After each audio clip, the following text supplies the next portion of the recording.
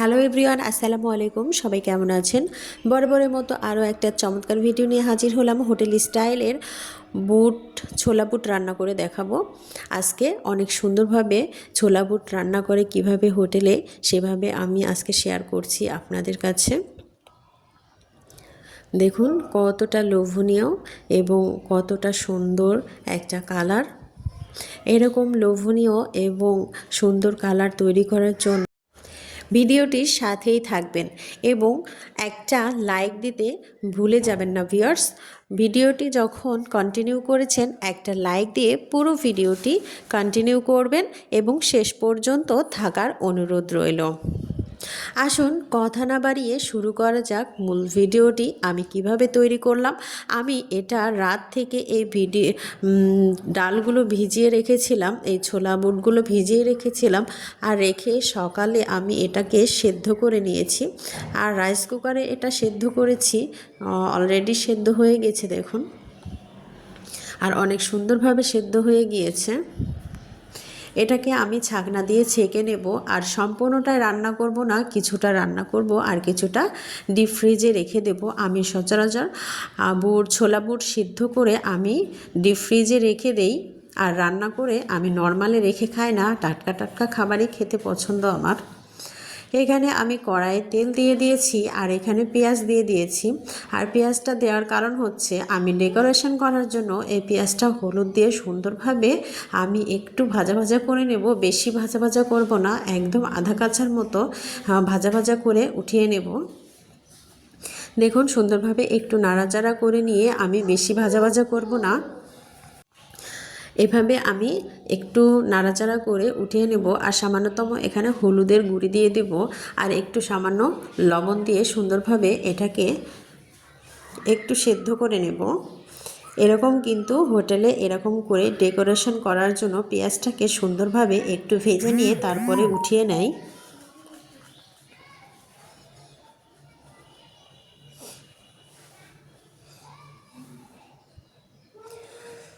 যখন পেঁয়াজের ভেতরে এই হলুদ কালারটা সুন্দরভাবে সেট হয়ে যাবে, তখনই কিন্তু এই পেঁয়াজগুলো একটু উঠিয়ে নিতে হবে। আর বেশি ভাজা ভাজা করিনি, দেখুন হালকা একটু ভেজে আমি উঠিয়ে নিয়েছি।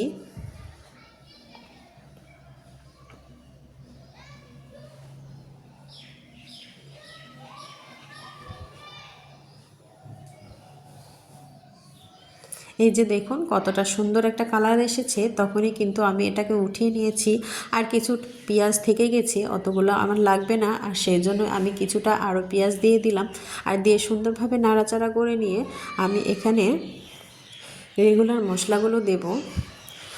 এখানে আমি আলু কেটে রেখেছিলাম, সেই আলুটাই আমি এখানে দিয়ে একটু পেঁয়াজ আর আলুটাকে ভাজা ভাজা করে নেব। আর সেজন্যই কাটা আলু আমি ধুয়ে রেখেছিলাম, আর সেটা আমি এখানে অ্যাড করে দেব। আর কিছুটা তেলও আমি অ্যাড করে দেব। তেলটা একটু ছোলা বুটে কম বেশি লাগে।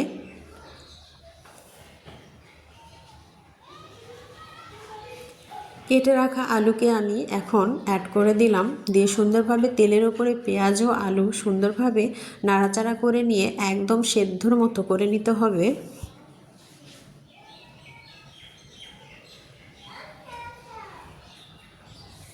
দেখুন কতটা সুন্দর এবং লোভনীয় হয়েছে।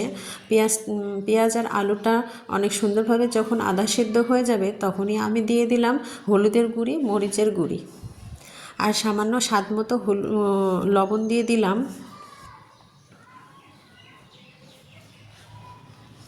আর এখানে আদা রসুন বাটা দিয়ে দিয়েছি, আর সামান্যতম হলুদের গুঁড়ো আমি আরেকটু দিয়ে দিয়েছি সুন্দর একটা কালার চলে আসার জন্য। এখানে সুন্দরভাবে আমি নাড়াচাড়া করে দিচ্ছি, দিয়ে মশলাটাকে সুন্দরভাবে নেড়ে চেড়ে কষিয়ে নিতে হবে। সামান্যতম একটু পানি দিয়ে এটাকে নেড়ে চেড়ে আবারও একটু জাল করে নিতে হবে।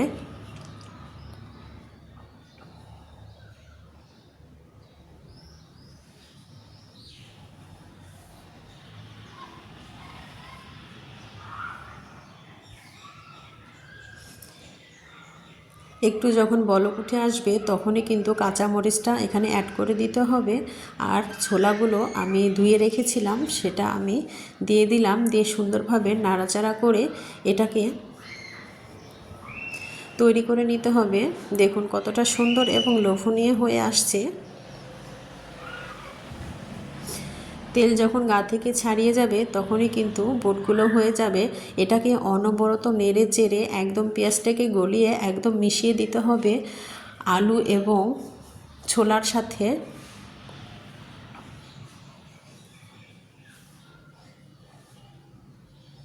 আর নাড়াচাড়া করতে করতে যতটুকু ছিল আলু একটু কাঁচা ততটুকু সেদ্ধ হয়ে গিয়েছে। আর দেখুন কতটা সুন্দর একটা কালার চলে আসছে, একদম মাখা মাখা হয়ে আসছে।